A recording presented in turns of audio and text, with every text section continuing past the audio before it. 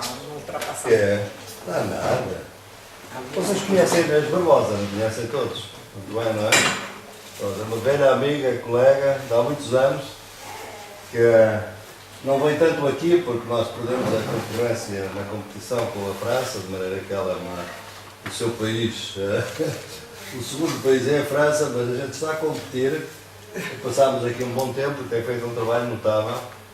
Aliás, de facto, durante muito tempo, a Inês foi talvez a única pessoa no SES que estava a centrar-se, a centrar os nossos temas na área de educação. Não tínhamos muita gente a trabalhar na área de educação na altura, depois temos mais, mas ela foi realmente pioneira e, portanto, é sempre uma alegria enorme que ela regresse ao SES e estamos muito felizes e eu consegui arranjar a minha agenda para estar aqui hoje e é com muita alegria e que bom ouvir de vocês também.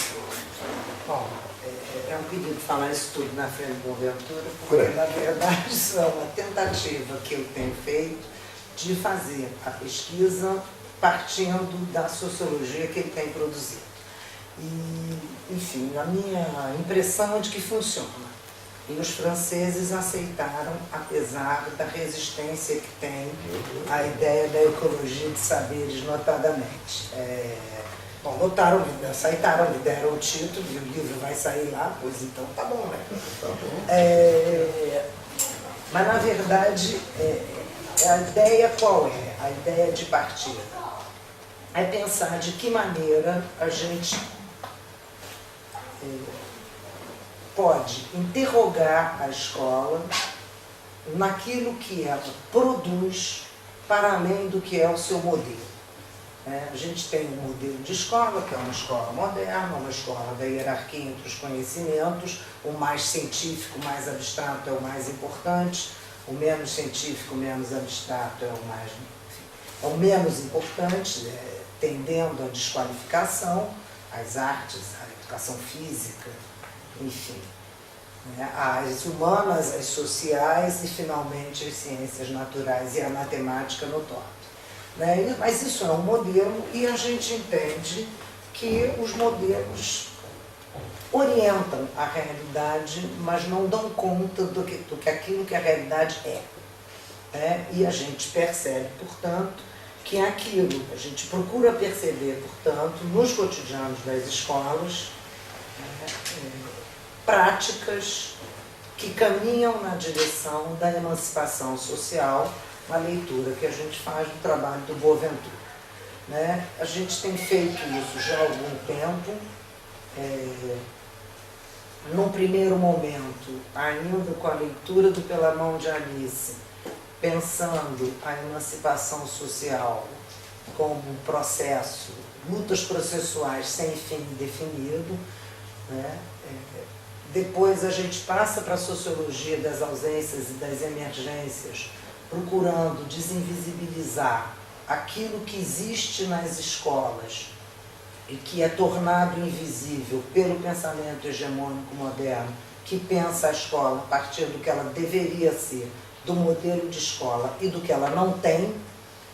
No Brasil, eu não sei aqui em Portugal, mas no Brasil o discurso sobre a escola hegemônica é um discurso bastante demeritório, bastante crítico. A escola não tem o professor, não sabe o aluno, não aprende e por aí vai. E a gente procura pensar isso do outro lado, para além do que ela não tem, porque de fato há muitos problemas na escola brasileira. O que ela tem? Em que medida, apesar das hierarquias entre conhecimentos, os professores conseguem promover alguma justiça cognitiva nas suas práticas cotidianas? Em que medida, para além da cidadania, obrigações, direitos e deveres na hierarquia cidadão-estado, dentro da escola, aluno, instituição, para além desse tipo de cidadania, a gente consegue perceber práticas de solidariedade e de reconhecimento da responsabilidade de cada um por todos os outros. Então, a ideia a gente está partindo dessa ideia E o que permite a gente trabalhar a partir dela é o entendimento que a gente tem a respeito do que seja o currículo, que é entendido como uma criação cotidiana dos professores e alunos, ou seja, dos praticantes da escola. A palavra praticantes aqui é usada a partir do pensamento do Michel de Certeau, que na invenção do cotidiano vai nos falar que os sujeitos sociais não são consumidores, eles são praticantes da vida cotidiana, fazendo usos enquanto tais daquilo que lhes é dado para consumo, mas usos ativos. O sujeito não é um consumidor passivo, nem de produtos, nem de regras. Então, nesse sentido, o que a gente percebe é que nesse diálogo que estabelecem com aquilo que vem da norma curricular e institucional e mesmo social hegemônica, os professores criam currículo. Ou seja, eles usam aquilo do modo como podem, como querem, como conseguem, criando de fato aquilo que acontece dentro das escolas, que não é exatamente uma novidade pensar o currículo como aquilo que acontece.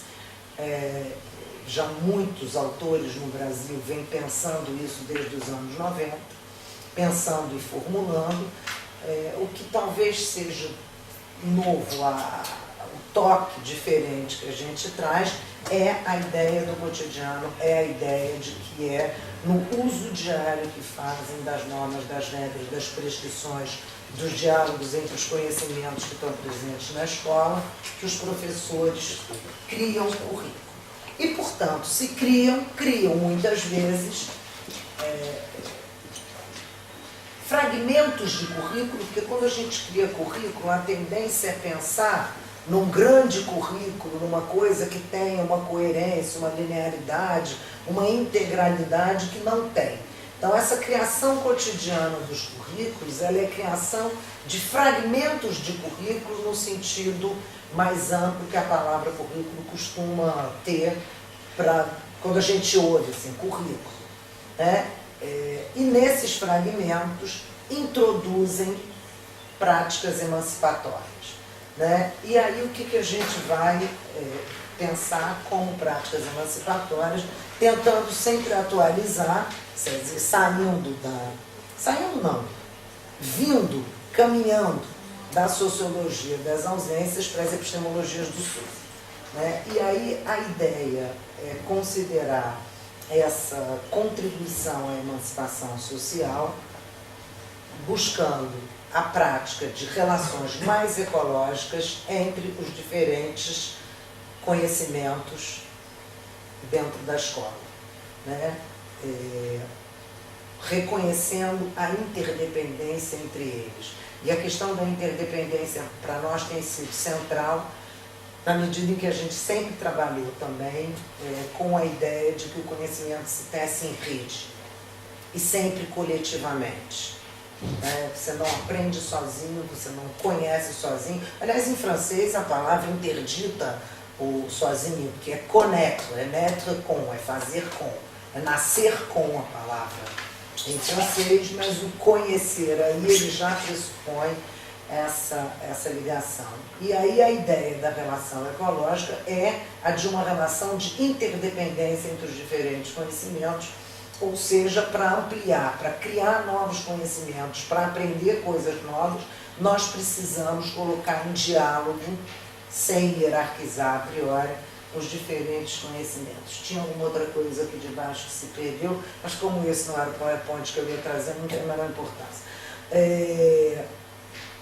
Então, a gente tem uma preocupação com esses praticantes de evitar a ideia de que quando a gente vai a essa criação curricular cotidiana, nós estamos no campo do praticismo. É o que o professor faz. Então é só a prática sem teoria? A gente nem acha que isso existe. Então nós estamos criando, e não só em relação a isso, mas em relação a uma série de coisas, um neologismo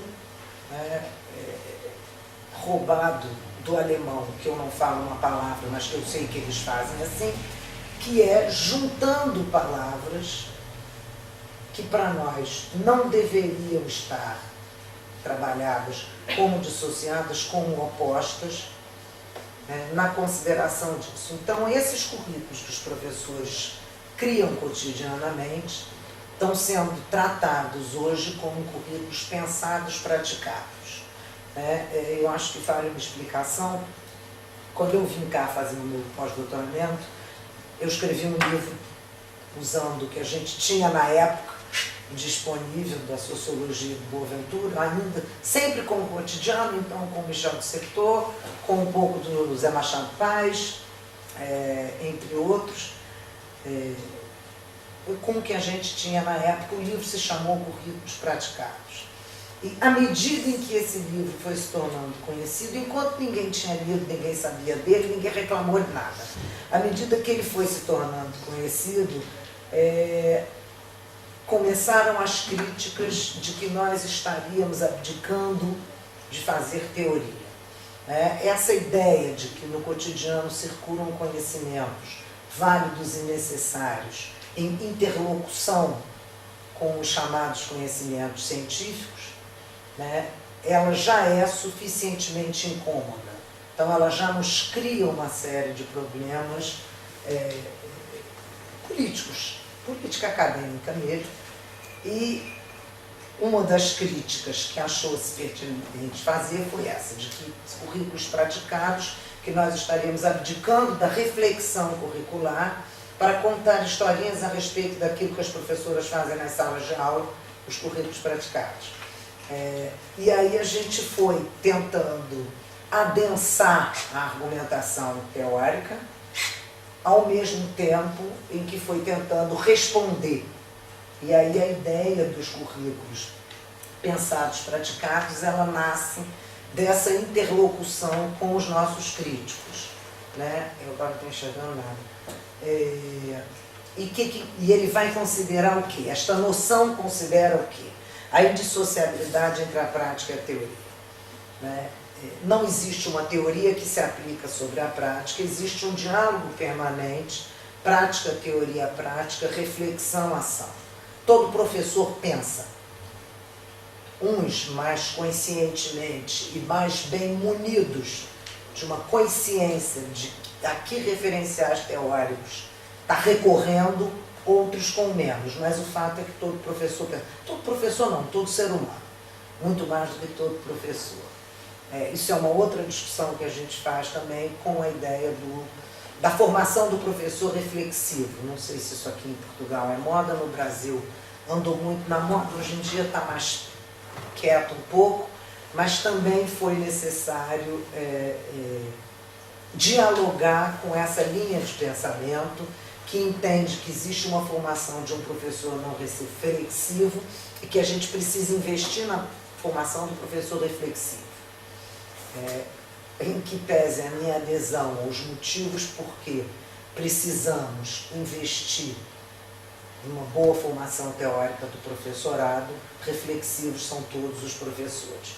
Ninguém, quando produz esse currículo criado cotidianamente, quando busca criar uma nova forma, criar um mecanismo de levar os alunos à aprendizagem, está fazendo isso sem reflexão. E todos nós dialogamos com teorias pedagógicas, todo mundo que tem formação de professor dialoga com teoria pedagógica, querendo ou não, porque elas estão na formação. E de um jeito ou de outro, elas chegam para nós. Não só na nossa formação oficial, digamos assim, acadêmica, mas na própria ação escolar e mesmo na nossa vida de aluno. Se a gente foi numa escola mais ou menos conservadora, se a gente teve professores com ações mais ou menos conservadoras, tudo isso conta muito e faz parte daquilo que a gente usa quando vai dar aula. Então, esta ideia desses currículos pensados, praticados, aquilo que o professor faz com o que é dado a ele para consumir a norma curricular, escolar, institucional, de um modo geral. E a ideia de estudar esses currículos, eu já disse, é a ideia de desinvisibilizar e multiplicar. Palavra difícil, viu, Boaventura? Eu ando treinando barbaramente para poder não errar, desinvisibilizar e desinvisibilização. Né? E por que a necessidade do des-in?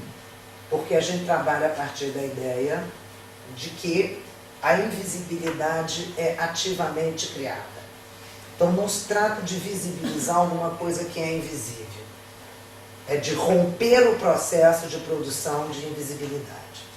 Né? Então por isso que eu faço questão de usar os dois prefixos. Né? E a ideia aqui, ainda muito pautada no diálogo da sociologia das ausências com a sociologia das emergências, é pensar, a partir daquilo que a gente desinvisibiliza, a possibilidade de uma multiplicação do que fazem esses professores. Por quê? Porque essas produções invisibilizadas, elas existem, elas são reais e, portanto, elas cabem no universo de possibilidades da nossa sociedade, da nossa escola, com o modelo que ela tem. E, portanto, é possível pensar na multiplicação dessas iniciativas. Né? Como são invisibilizados, não é a pergunta que eu faria. Esse PowerPoint aqui, vocês viram, é meio improvisado. Isso foi feito para alunos da graduação, então ele precisa ser um pouco, passo a passo, um pouco excessivo para vocês, mas é importante chamar atenção para o fato de que a invisibilidade produzida desses currículos criados no cotidiano das escolas advém da negação não só da prática como fonte de conhecimento, o conhecimento estaria na teoria, né, como da negação das professoras como criadoras. A ideia da aplicação da teoria sobre a prática coloca as professoras no lugar de quem aplica, no Brasil, inclusive, essa expressão foi muito usada durante um tempo, agora, felizmente, ela está sumindo um pouco. A professora aplica os conteúdos pensados e propostos de fora nos alunos. Por quê? Porque ela não pensa. Porque ela pratica, ela não pensa. Né? Isso, falando assim, parece exagerado, e em algumas circunstâncias é exagerado, mas nem sempre. Eu já tive a oportunidade de assistir uma conferência de uma colega, professora universitária, que dizia que o que estava extravindo da escola era essa mania de professor pensar, que tinha reunião demais e ação concreta de menos no professorado, e que o professor não tinha nada que pensar, que o lugar de reflexão era a universidade, e que nas escolas o que tinha que haver era uma boa prática. Enfim, eu não fiquei para perguntar, fui embora. Já tem alguns anos, mas ainda tem gente que pensa assim pra caralho. Então, o que a gente vai procurar com a pesquisa propriamente dita? A nossa pesquisa, ela se dá no diálogo com a produção cotidiana nas escolas em duas frentes, tá? Uma que é atual, porque na verdade a gente tem tido muita dificuldade para entrar na escola no Rio de Janeiro. Ir às escolas se tornou um problema, porque as secretarias de educação, tanto a do município como a do estado, não gostam de pesquisador. Eles têm uma política totalmente tecnicista, cada dia mais, assustadoramente tecnicista. O meu desânimo só não é maior porque eu acredito piamente na rebeldia do cotidiano, mas não está fácil, não está fácil. E a gente não consegue mais ir às escolas. Então, o que a gente tem feito? A gente está usando um projeto de extensão em que a gente propõe uma suposta formação continuada de professoras em interlocução com municípios próximos da Baixada Fluminense, sobretudo. Agora nós vamos para a região de Niterói também, em que as professoras estão interessadas. A gente tem alguma verba para pagar o deslocamento dessas professoras, lanche quando elas chegam, e a gente então trabalha com as narrativas docentes, a respeito dos seus fazeres cotidianos. A vantagem disso é que a gente pode formalizar um pouco mais a ideia do que a gente está procurando, justiça cognitiva e cidadania horizontal. A desvantagem é que as professoras dizem o que querem, não necessariamente o que fazem. Mas a gente tem trabalhado bastante também no desenvolvimento do uso da narrativa como procedimento de pesquisa. Então, isso também tem servido para potencializar o desenvolvimento dessa forma de pesquisar.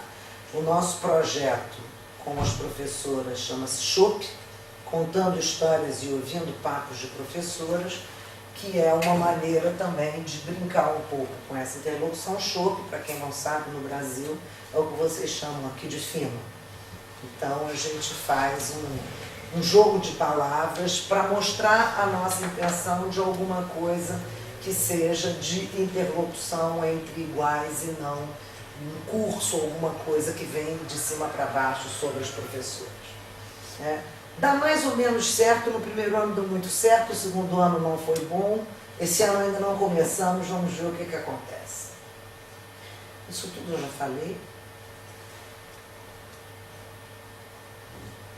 Então, na verdade eu falei, mas eu preciso insistir nesse ponto, quer dizer, a criação curricular pelas professoras, ela é uma constante, porque aquilo que vem para elas como norma para fazer nunca dá conta da realidade. A norma curricular, mesmo aquela que se esmera em oferecer procedimentos, eu diria que talvez, sobretudo aquela que se esmera em fornecer procedimentos, elas sofrem de um problema muito sério. Eu fui professora primária há 15 anos, na escola mesmo, dos pequenos, das crianças de 6 a 10 anos. A norma curricular e metodológica, ela tem o péssimo hábito de desconsiderar o fato de que os alunos estão vivos na sala de aula. E, portanto, eles reagem. E no que eles reagem, o planejamento não é mais o que deveria ser. Não há meios de você planejar uma aula. Vocês são professores? Pronto. Não há meios da gente planejar uma aula e dar a aula que a gente planejou. Então, a criação, ela é inevitável. Mais do que uma vontade, ela é inevitável. E, por outro lado, estava agora a brincar com o Pedro, que acabei de conhecer, o problema da gente dar aula muito complexa é que a gente chega na sala, dá bom dia, explica.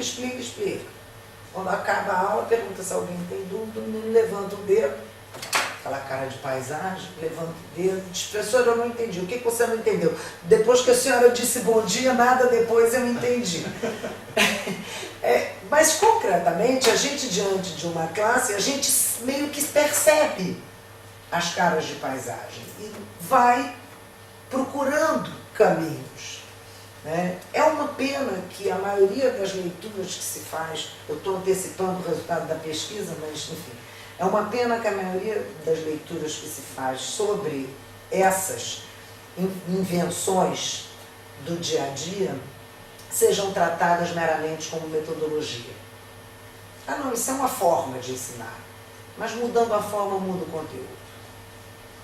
Não existe essa dissociação. Então, isto é criação curricular.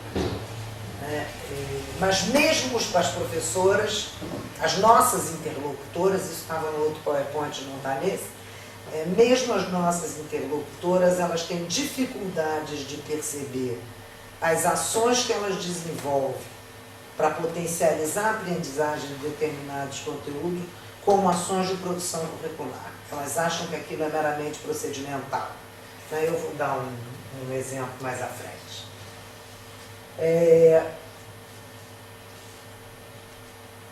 E a outra coisa que eu acho que é importante dizer disso que está aqui é a inevitável articulação entre o que nós, professores, levamos e aquilo que nós deveríamos ensinar. É impossível ensinar bem alguma coisa na qual você não acredite. Então, quando a gente vai ensinar determinados conteúdos, a gente intervém nesses conteúdos com aquilo que a gente pensa sobre eles. Isso é mais claramente perceptível quando a gente vai às ciências sociais, à história, enfim. Porque há uma aceitação geral de que há coisas no campo da história das ciências sociais que são questões de opinião. Nas ciências naturais isto é mais difícil de ser percebido, mas hoje nós sabemos que também nas ciências naturais muitas coisas são questão de opinião. Opinião em que sentido? Não uma doxa desprovida de embasamento, mas opinião sim no sentido de que não existe uma fórmula universal que dê conta da compreensão nem dos fenômenos físicos, muito menos dos sociais, ou de contar a história. No Brasil a gente tem uma questão muito importante hoje com relação a isso, que é a questão da introdução do ensino dos conhecimentos e das culturas africanas e indígenas, no currículo oficial das escolas. E o despreparo dos professores para lidar com isso. De alguns, mas não de todos, porque há aqueles que vêm dessas culturas e que, portanto, já faziam ou têm melhores condições de fazer. Mas é um ponto ainda bastante nevrálgico, tem uma produção enorme de material sobre o assunto, mas ele ainda é um assunto não resolvido.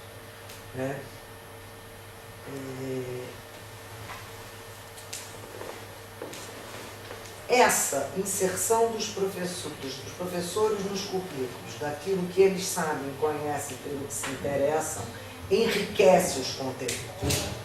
Por que isso também é importante? Porque isso tira a gente da ideia de que, ao intervir com a sua experiência social sobre os conteúdos escolares, o professor deixa de dar a matéria que é considerada relevante. Ele não empobrece, ele enriquece, porque ele enreda, porque ele cria outros links importantes entre aquilo que está na norma e aquilo que está sendo trabalhado com os alunos. Isto também vale para os alunos quando a escola consegue se abrir para aquilo que eles pensam e que eles têm a dizer. Às vezes as pessoas dizem assim, não, mas é preciso levar o conhecimento do aluno para dentro da escola. Não precisa, ele já levou, porque não tem como não levar. Então já está lá.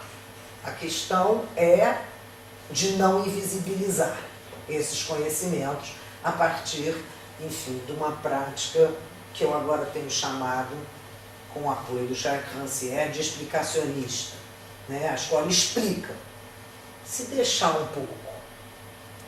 A escola não, o modelo, porque os professores nem sempre. E aí a gente tem aqui um pouco uma defesa da nossa metodologia, que a gente chama de pesquisa nos, dos, com os cotidianos.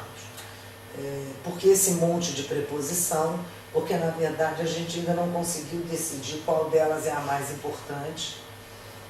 A ideia começa questionando a pesquisa sobre o cotidiano, que é uma pesquisa do alto para baixo, sobre, eu olho de cima, sou o pesquisador e vou analisar aquela escola e produzir alguma verdade sobre isso. Não é isso que a gente faz, e nesse sentido a gente trabalha com a ideia de que a compreensão desse cotidiano, e não a observação para a explicação, exige muito mais que nós mergulhemos nele do que a gente o observe do alto. Então é no, porque a pesquisa do precisa do mergulho que é no. Mas concretamente isso exige uma outra mudança de posicionamento do pesquisador. Porque se você vai trabalhar pesquisando o cotidiano, mergulhado no cotidiano, você precisa ter como parceiros de pesquisa, como sujeitos também da pesquisa, as pessoas que estão atuando nesses cotidianos onde você mergulha e que você quer pesquisar, interrogar, né? E por que a gente acha que precisa disso? Porque observando do alto vai ser muito difícil capturar algo além da norma. E isso também vem do pensamento do Certeau, né? Se eu observo do alto, eu vou ver as grandes linhas daquilo. O livro A Invenção do Cotidiano, o Certeau traça uma boa descrição de Nova York vista a partir do World Trade Center, coisa que não será mais possível. Mas de lá a gente vê toda Nova York, mas a gente não vê o que acontece em Nova York. E a ideia é um pouco essa: eu preciso ver o que acontece nas escolas para poder tirar da invisibilidade, contribuir para que saiam da invisibilidade aquelas práticas sociais que estão em jogo ali, aqueles currículos que estão sendo criados naqueles cotidianos. Sempre com o maior cuidado, né, de que quem mergulha pode sempre se afogar. Ou seja, o trabalho no cotidiano com o cotidiano não deve nos sugar demais para que a gente perca a medida do que são, naquele cotidiano, como é que eu vou dizer isso? A presença das estruturas sociais que o definem, da forma institucional da escola. O exemplo que eu costumo dar disso é um exemplo desagradável, mas que eu acho que é bastante falante, né? Que é a ideia de que quando um homem bate numa mulher, isso não é um assunto meramente doméstico daquele homem que bateu naquela mulher. Isso se inscreve numa sociedade que de alguma forma formou aquele homem para acreditar que ele tinha aquele direito. Ou seja, mesmo quando a gente interroga aquele cotidiano, a gente não pode perder de vista que ele está inscrito em alguma coisa que o transcende e que ele modifica, né, mas, enfim, em trabalho de formiga, eu diria. São as nuvens de pernilongo que o Galeano cita, que eu não sei se cita, mas eu não sei mais de quem são. Então a gente vai procurar nesses cotidianos em que a gente mergulha a justiça cognitiva e a cidadania horizontal. Isso aqui não consegui botar no lugar de jeito nenhum, isso piorou ainda. Porque na verdade a gente tem esbarrado neste problema. Vou para a última coisa: solidariedade é diferente de caridade. A gente fala em cidadania horizontal, na solidariedade, na obrigação horizontal de uns cidadãos com os outros. Obrigação talvez não seja a palavra. A palavra melhor seria no reconhecimento da responsabilidade de cada um sobre o coletivo. A solidariedade seria isso. Em que medida, porque eu sou responsável por aquele coletivo,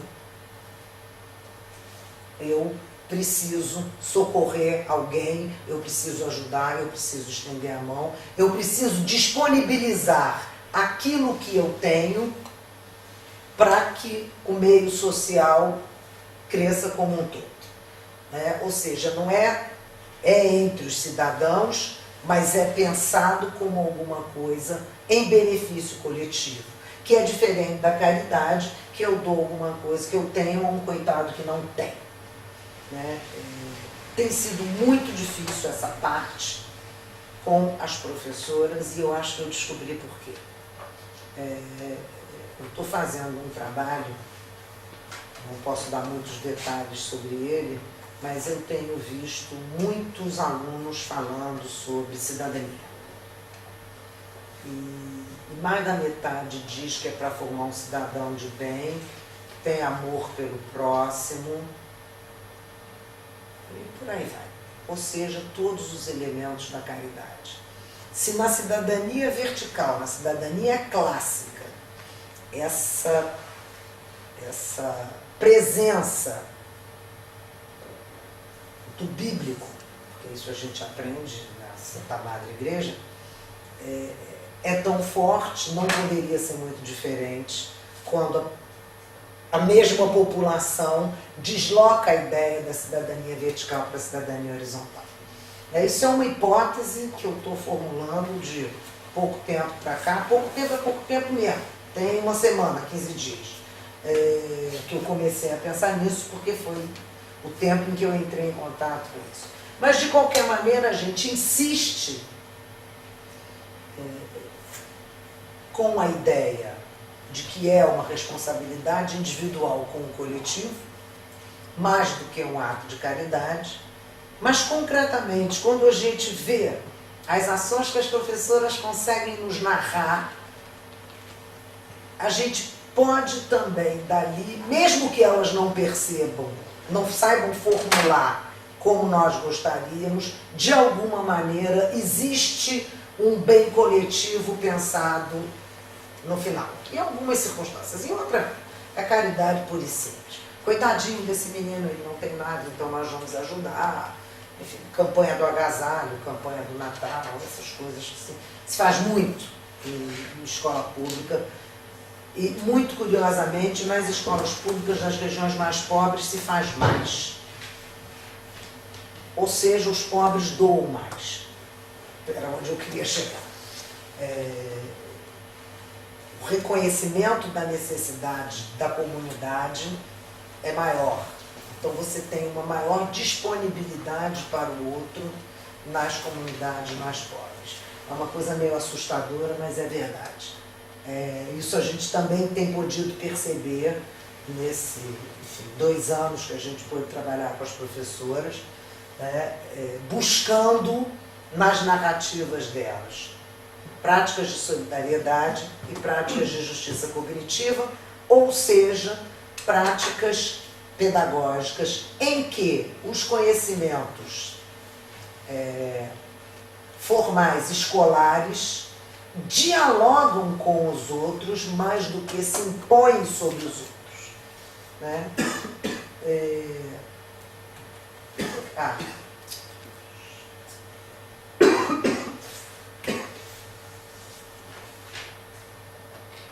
E a gente faz isso tudo entendendo que não só a justiça cognitiva é uma condição da justiça social, mas também a prática da cidadania horizontal, na medida em que esse bem coletivo ele é inevitavelmente a produção de alguma coisa mais justa e mais democrática.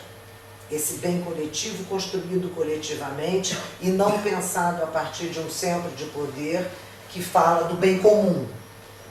Não é aquele bem comum ideal, idealizado de um discurso vazio. É um bem coletivo trabalhado no cotidiano, porque a partir de práticas de produção de melhor bem-estar para aquela comunidade. Melhor bem-estar, ou seja, mais justo bem-estar. Melhor bem-estar para todos é alguma coisa socialmente mais justa. Então a gente entende que esses dois elementos, esses dois conjuntos de práticas pedagógicas, de produções curriculares que a gente consegue captar nas escolas, ambos contribuem para a justiça social. Né?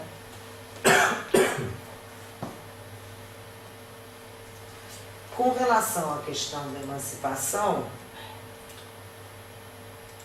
aqui de novo, o nosso não quer ir para o lugar, uma dificuldade que tem os nossos interlocutores é compreender que a emancipação social não é dos indivíduos. É muito interessante ver as minhas alunas escreverem que a emancipação social dos indivíduos é emancipação. Não é a emancipação dos indivíduos, é a emancipação social. Não é alguma coisa individual que a gente chegue por meio de ampliação da nossa racionalidade, quanto mais racional, mais emancipado, a perspectiva kantiana, é uma coisa processual, que não se chega, ela é necessariamente processual, porque ela depende dos modos de interação, e os modos de interação só existem na medida em que são criados, mais democráticos, mais reconhecendo a interdependência, mais ecológicos entre os diferentes conhecimentos e entre os diferentes sujeitos, nessa perspectiva da cidadania horizontal. Isso aqui ele perdeu. Na verdade, isso aqui é assim. Ou seja, não é um ponto de chegada, é uma tessitura cotidiana, permanente, de modos de interação democráticos, justos, solidários, né? E a gente se desloca também da racionalidade individual para alguma coisa que é coletiva, visto que interativa necessariamente coletiva, né? Não se trata mais de emancipar o sujeito, trata-se de emancipar a sociedade daquilo que a impede de ser justa, solidária, democrática.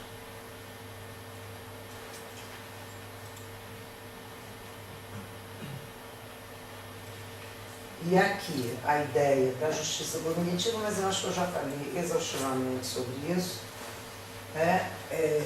Todos os conhecimentos podem ser úteis, não necessariamente o são em cada circunstância, mas esta validade é circunstancialmente dada. Vai depender da contribuição que traz. Então a gente sai de uma hierarquia a priorística para uma ideia de complementariedade, para uma ideia de interdependência. E até de negação de algumas coisas que não deixam de ser conhecimentos também e que vão se tornar, vão surgir como impróprias, inadequadas, não democráticas, não favorecedoras da tessitura da emancipação social e, portanto, vão ser descartados, né? Não porque a gente não gosta deles, mas porque eles efetivamente não têm uma contribuição a dar aos processos em que se quer investir. Eu vou começar pela última história, porque é a única nova, é a única que eu trouxe desse grupo de professoras que trabalham com a gente no CHUP, né? A dengue, vocês sabem o que é dengue? Bom, é uma doença que no Rio de Janeiro foi muito complicada durante alguns anos. Esse ano foi calmo no Rio, foi ruim em São Paulo, enfim. Mas é uma doença, inclusive, que porque se manteve ativa há muito tempo, ela foi se tornando mais grave. As pessoas que têm dengue a primeira vez se sentem muito mal por um curto período de tempo, depois ficam bem. Da segunda vez já não é bem assim, e há casos de mortes, enfim, também causadas pela dengue. A dengue é uma doença transmitida por um mosquito que gosta de água suja e parada. Não necessariamente suja, mas se tiver suja ele gosta mais. E essas crianças dessa escola é uma escola de periferia da periferia. Assim. O Rio de Janeiro tem a sua periferia, que é a Baixada Fluminense. E essa escola, onde esse projeto foi desenvolvido, fica na periferia de Queimados. É longe. E a professora tinha que fazer um trabalho, tinha lá um projeto grande com os seus alunos de primeiro ano. Primeiro ano são as crianças que estão aprendendo a ler e escrever. E ela, em vez de levar o que ela tinha sobre a dengue, ela pediu aos alunos para entrevistarem os pais e trazerem, cada um, os conhecimentos que os pais tinham a respeito da dengue. E aí um sabia que tinha que fechar a caixa d'água, o outro sabia que tinha que tirar, não podia deixar o pratinho de água com a planta, o outro sabia, cada um sabia uma coisa, né? E todos foram podendo narrar aquilo que trouxeram de casa, né? Numa clara valorização dos conhecimentos de uma população pouco escolarizada, que são os pais desses alunos, o uso produtivo daquilo que eles sabem, a interlocução entre o que cada um trouxe na produção de um conhecimento coletiva, de um conhecimento que é para todos, e que, portanto, o aluno veio de casa para a escola com o que ele sabia, que a família sabia, e voltou da escola com o diálogo entre o que as diferentes famílias sabiam. Eu estou encurtando um pouco a história, enfim, ela tem alguns elementos que eu considero bastante interessantes, inclusive de prática de solidariedade. O menino que não tinha onde pesquisar foi na casa do outro, levou na lan house, enfim. Eles foram tecendo redes em busca dessas informações para essa produção coletiva e que depois foi difundida para toda a escola.